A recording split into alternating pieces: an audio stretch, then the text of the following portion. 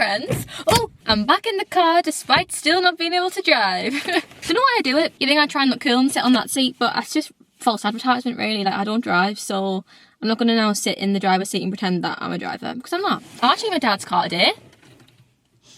Once again, it's absolutely boiling. Apparently I can only film videos in the car when it's glorious heat. Oh god, it's really hot, but I'm scared that it's going to start beeping if I open the door. Should I test it?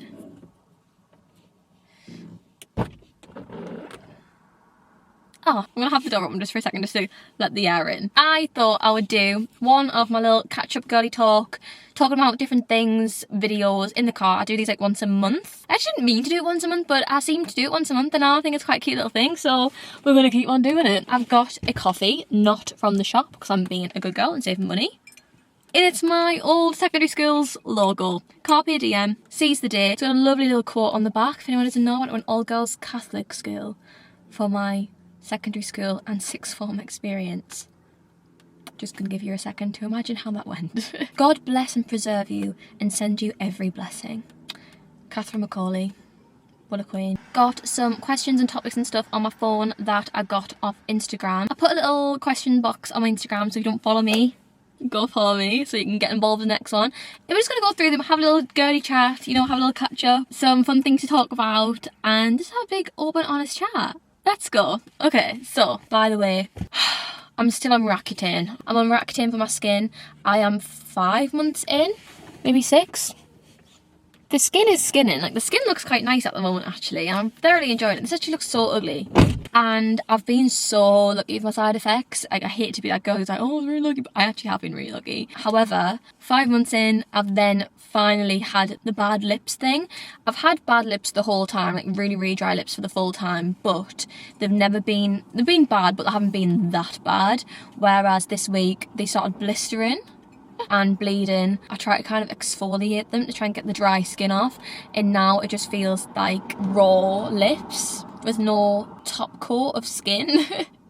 They're really sore, and when I talk for a long time, which probably will happen here, I get a line of dead skin on the middle of my lips, which sounds so sexy. Like, I know that's really fit and you really want to know that about me, but it's really ugly. And when I was teaching Pilates this morning, it happened, and then I looked in the mirror and I was like, oh my god, everyone's been speaking to me. I had like a really white line of just dead crusty skin. So if that happens, that's why. Looks like I've had a few mil of botched filler on my lips because they're really bumpy, but I haven't, I promise. Even if I wanted to, you're not allowed to get filler on Roaccutane, so it's not that. And god, we're starting this video on a positive. I've also got an eye infection, a chronic eye infection, so it's going to be for a while. It looks a lot better than it used to, but hence why I don't really have much eye makeup on. I look like a panda because I'm not meant to. So if you ever see me do it, it's not really meant to be allowed. That's good. Someone told me to talk about the feeling of being single when all my friends have got boyfriends, and this is me. This has always been me, and this will forever be me. When I had, well, not forever, hopefully not. When I went to uni, there was 6 of us in the house, and every single person in the house had a boyfriend except for me for like the full 3 years. And even when I was seeing someone for like a short amount of time, they didn't come see me there, so I just never had anyone there. All my best friends now, who I've got, like my closest friends to me, have all got very long-term relationships. So like Faye, Leah, Megan, like all of them, and I have not, and it doesn't really bother me. What bothers me more is when I can't really see them because obviously they're seeing their boyfriend, or because they live with a boyfriend, so I don't get to see them as much, and they just feel busier. But I used to get really upset about it, but I think now I just kind of try and remind myself they're just at a different stage in their lives than me, and I'm assuming probably in 20 years time when I finally find a boyfriend, I might be on that stage too. And I do think your friends should always have time for you, despite if you've got a boyfriend or not. And if your friend hasn't got time for you because they've got a boyfriend, that's a completely different topic. Like, then that's not a very good friend. If your friend's kind of bouncing both of yours and it is a little bit harder, but they're still trying to make the effort and stuff, then like that's all they can do, and as long as you're making the effort as well. And it's more sad obviously if you haven't got that group of friends to go out with, and single girls night out and stuff. But I think I don't really feel that because I've never really been a massive going outer. I don't really go out and party and get with boys and stuff. I've just never really been like that. I'm too socially awkward, and it's just, I just don't like it. So I never really had that. So I don't really feel the effects, but I do have a couple friends who are single. So I just try and spend time with them as well as try and spend time with both of them. It can be a little bit sad sometimes because you are no longer their person. Obviously the person is the boyfriend, which does suck. There's not really much you can do. So as soon as I got that in my head and thought, well, there's nothing I can do about it, so either I can be sad about it, nothing's gonna change though, or just accept it and still realise that we've got a really good friendship despite them having a boyfriend, then it's fine, you know? That's my thoughts on it. There's a lot of things talking about feeling behind, comparing yourself to people of similar ages who've done more, cope with feeling behind and failure. Like, there's a lot of the same kind of topics. I think I've been talking about it a lot. So I'm just going to kind of give you my thoughts on this right now. So this is something that I've been struggling with for a long time. There's one half of my friends from Sunderland and from this area who are all settled, got 9 to 5s, got their boyfriend, got a house with a boyfriend, living just super grown-up lives. I always struggle coming home because I feel like I really compare myself to those friends who feel like they are a little bit further ahead of me, and I think doing the job that I do, my half job that I do with social media, I spend a lot of time obviously online and looking at these people who are younger than me, who have got freaking those garages that spin around and stuff, and it's like, oh my god, I literally have been living out of a carrier bag for the last 5 months. That is wild, and it does get you down. And you've met your mate, like, I get so stressed about it sometimes. But I think what you need to do is, my dad's just getting back from walking the dog. I think what you've got to do is remind yourself that that is not the norm. I always find that I'll pick my most successful friend or a more successful person I know, and sometimes when I'm in a bit of a bad mood, I'll dwell and I'm like, oh, why am I not where they are, or why are they getting this and I'm not? But it's like, they are not the normality, you're the normality. And social media is so big for showing everyone's best bits, and realistically the people who are posting showing their lives on social media are the people who think they've got lives worth showing. You're not going to see Sarah at home who lives with her parents, she's 29 and she's got no money and she's, I don't know, pursuing the bagpipes. Like, you don't see that, although I'm trying to be that person on the internet, so I am trying to keep it real. But anyways, you don't really see that on the internet, so it makes you feel like that doesn't exist, but that's actually the majority of people. You know what I mean? I think we got every single person in England in a room and wrote down what everyone done, wrote down if everyone was happy where they are, and wrote down whether they all were content with where they are and if they don't compare. I would say it's a very, very, very, very, very small percentage of people who actually feel fulfilled in their lives, which is actually quite sad, but it gives us something to aim for, you know what I mean? There's a quote, I've talked about it before, but it's that quote where it says something like, someone came out of school, got a really good job for the rest of their lives, whereas another person graduated, waited 40 years to get a really good job, but then at 50 became CEO and made like double the amount of money or something. I can't remember what it is, but something like that.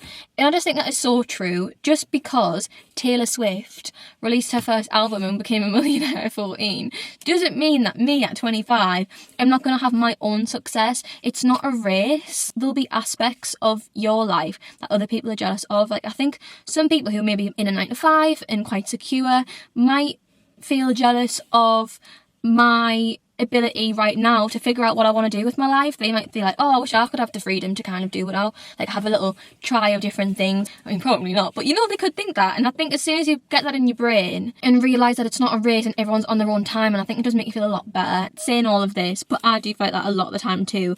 This is just what I say to myself to try and get myself out of it, but I do feel like that a lot. It's just weird being like in your 20s, isn't it? Because you just don't really know what's going to happen. I don't know, it's confusing. Okay, every single little car chat thing, I always end up giving an update on my current living situation and how I'm feeling.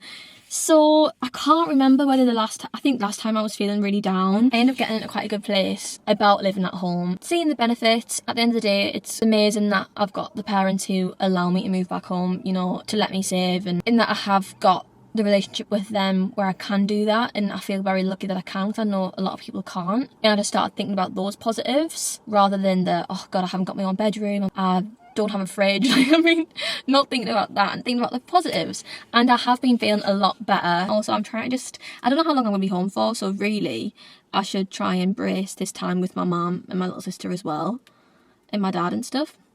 Yeah. Oh god, that man just like smiled at me because he can see that I'm filming myself. Oh god, I get such anxiety when I know people know I'm filming. So my mum and my little sister are moving house, and me. They've been in the process of moving for a while. We've finally got a house and should be moving in the next couple of weeks. However, because no one expected me to be here this long, I still don't have a bedroom, so it's just a 2-bed. Again, it's kind of the same situation as this house that we're in now. I'm not going to have a bedroom and I've got no storage. Even less storage than probably what we've got now, so I'm obviously going to have to just stay in my sister's room until I can figure out when I'm able to move. It is stressful, but it's character building. It's character building. When I finally get my own wardrobe, I'm going to be so grateful for this wardrobe. Whereas when I was in Manchester, I was so indifferent about my wardrobe. I didn't care about my wardrobe. Whereas now, I can't wait for a wardrobe. I'm so excited. The day I get a wardrobe, I'm going to kiss it. So I'm so excited just to be able to like, rather than, you know, like, it's a lot. I'm remaining positive. I still do think it's the best thing I've done moving home. It's put a lot in perspective and it's really just sorted out my spending habits. I just got in such a bad place with my spending and my savings and all of that stuff, and now that I'm home, I've paid off my debt, I've got a bit of savings, and I'm back in a good routine of not bloody buying coffee every single day. And just daft stuff, like, couldn't be bothered to walk to Lidl, so I'd get my food shop from Co-op. Like, what a silly girl. I can't believe I did that for like 2.5 years. Like, but the thing is, I also did that in Essex when I lived in Essex at uni, so I just think I've had like 6 years of bad habits and living beyond my means. I will always say, for anyone who ever asks me, I will say do it. The pros definitely outweigh the cons. I know I've had some cons which I've spoke about. I would do it again in a heartbeat just because it's really helped me so much, and I'm feeling happy and proud of myself for actually saving and paying off my debts. And who knows, sorry, the camera overheated and so did I, so I had to give it a second to cool off outside. I'm going to also take a second to discuss my musical theatre journey. I mentioned it on my story the other day, and I always just assume that everyone knows that I'm a musical theatre girly, but I guess no one does. Probably people who knew when I went to uni, but basically I went to uni in Essex for, sorry, my lips feel like they're gonna fall off. For musical theatre, I went to performers, singing, dancing, acting college, but I did a degree. So it's called college, but it's where I went to uni. It is all I've ever wanted to do, ever, in my whole entire life. From being a dot, I trained 5-6 days a week. Used to be there a lot.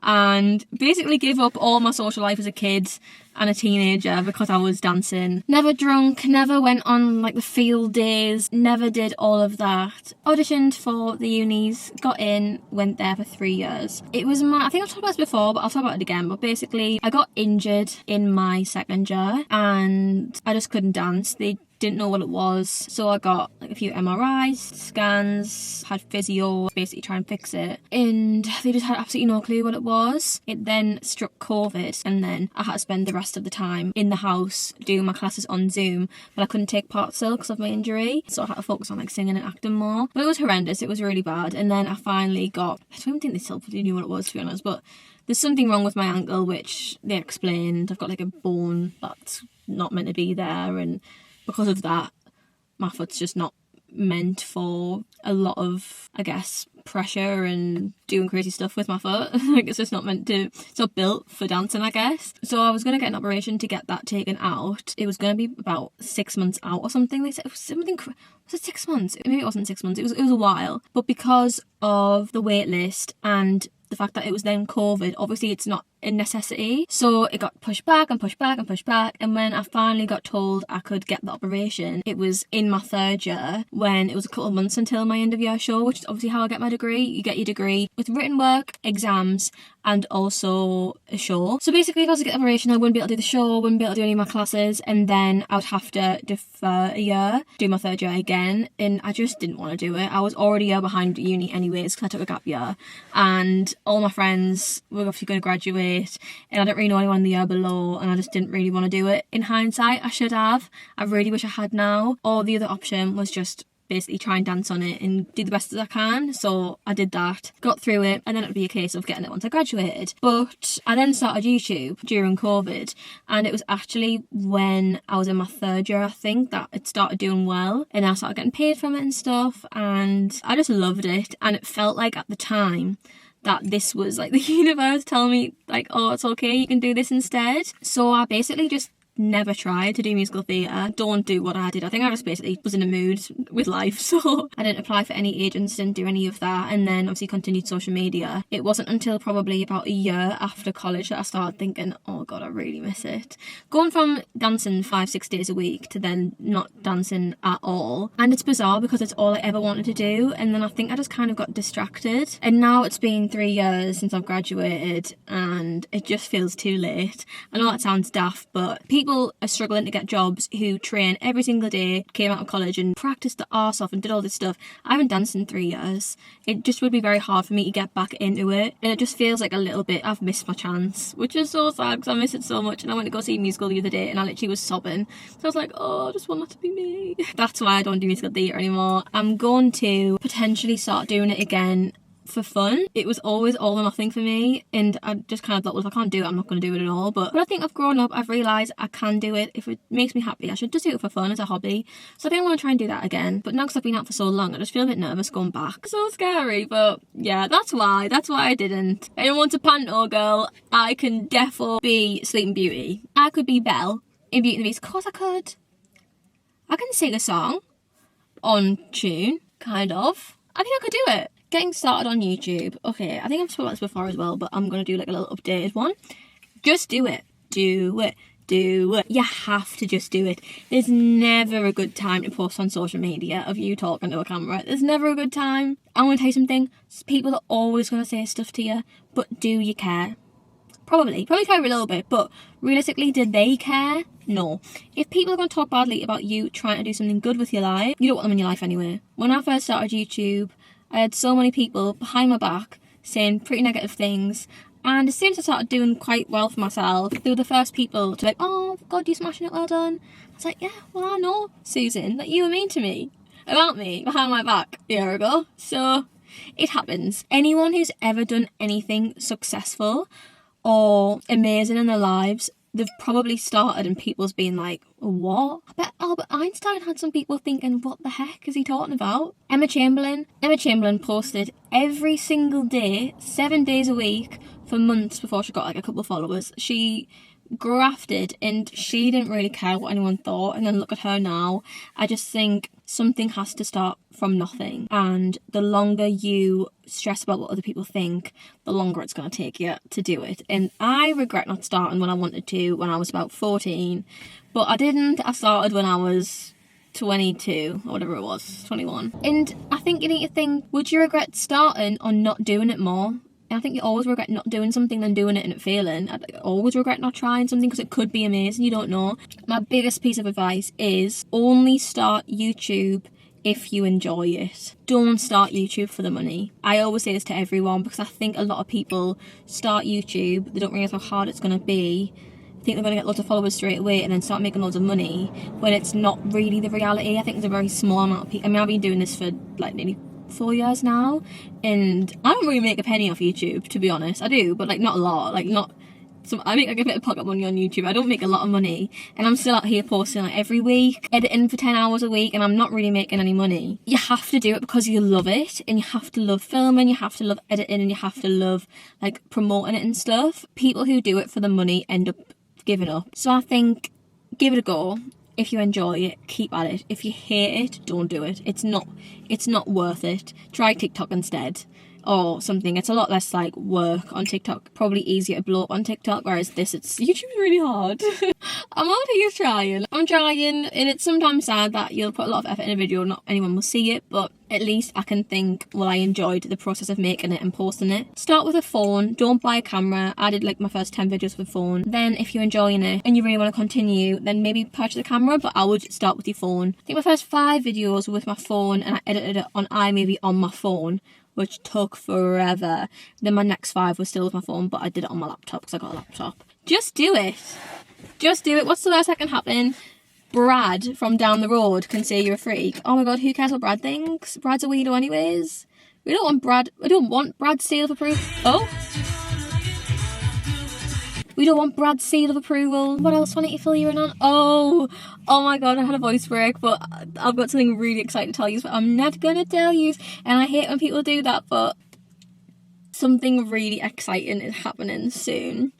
And I'd love you to guess what it is, but I had a little interview and it went really well. I'm very excited about the outcome. Things are looking up and I'm really scared, but it's gonna be good, I think. You'll see. I'm not gonna tell you yet, but it's coming. When I'm this hot, I feel like, how do people actually deal with menopause? That must be a really rubbish time in your life when menopause. Oh my god, by the way, Mummy and Dad season 2 is coming out. Oh, that's what we're gonna talk about. I went to the viewing of the first episode and I'm not gonna lie, I was really secretly hoping that our season would be better. Obviously you want your season to be a good one, but season 2 is gonna be so much better. It was so good. If anyone doesn't know, I was on the TV show My Mum and Your Dad last year. It's a show where kids watch their parents, like, get it on. It's really weird. It sounds odd, but it works. It's good. And it looks the first episode was so good. Obviously I can't talk about the rest of the season, but I loved it and I can't wait for it to come on because I can't wait to watch it. I might discuss it on my TikTok. I don't know whether I should or not. I don't know, do like my opinions and have a little, I don't know, we'll have a little watch party together and stuff. I don't know. I feel like the 50-year-old mums would love that, but I'm not sure whether you guys would. Love Island USA as well, guys. Actually, I'm probably going to end this soon because I'm just chatting about crap. But Love Island USA, if you've not watched it, watch it. I probably will never watch Love Island UK again after watching this USA. Actually, I probably will. But, oh my god, it's so good. It's taken over my life. It's all I want to watch all the time, but it's coming out every night. I'm not really a massive reality TV watcher. I only watch Love Island and then I'll probably watch Mum and Your Dad, but it's so good, it's so dramatic, it's actually such good TV and I don't see that a lot about reality, but it's incredible. Yeah, what else am I doing this week? I had work this morning, I've got work on Saturday. Tomorrow I might be driving with my friend to Milton Keynes, which is a 4-hour drive to go see Hairspray, which sounds so ridiculous, but our friend is Tracy, but 4 hours feels like loads. And I've got my smear on the morning, so I won't get in probably till about like 3ish, and I've got my smear at 8. I've never had a smear before and I'm not gonna lie, I'm petrified. I know everyone says that smears have nothing to worry about, but I'm so scared. I really don't want to open my legs and get my in front of like and have my nurse like there right next to my and I'm so late. Like I really should get it. I should have had this about a year ago, but I've been so scared, but I've finally booked it in. So this is your sign that if you haven't had your smear, just go book it in and we're going to be sad and stressed about it together. But now I'm going to be scared, stressed and also tired. We'll do one last little topic. I just can't wait to tell you what I need to tell you. I wonder if anyone guesses. Let me know what you think it is. You won't guess. You won't guess. Someone said workout/fitness. I fell right off. I've been injured now for 4 months or something crazy. Maybe it's not 3 months. I don't know. And my bum is literally disintegrated. Like I don't have a bum anymore. Like she's literally inverted. It's so small. And I was really working hard at it. And now she's just gone. I look like a pole from the side. I'm trying to now incorporate fitness back in a little bit more. But obviously I am still injured, so it's hard. I'd love to start running again, but I think I need to accept the fact that I'm just not a runner and I never will be. I don't mind it, but I don't love running. But I suppose I don't love going to the gym. I love Pilates though. If I could do that every day I would. But like running's just so boring. But I really shouldn't run with my groin. So it gives me a good excuse not to do it. Whereas I can go lift weights. But I just don't want to because I'm actually a weakling. Although I can see a slight little line now, whereas I've never had a line. I used to be the only person in the world who would tense their arm and the arm would look smaller. Whereas now I feel like it's getting a little bit there. I'm going to really go for it soon. Don't know when soon is. I actually started back yesterday. But yes, okay. I think I've caught up. I think you know where my life is right now. Actually, I'm going to see Sophia and Trinity next week. Eek. The girls' bathroom. Love you all. Thank you for chatting with me. Really appreciate it. And I'll see yous next week. Bye.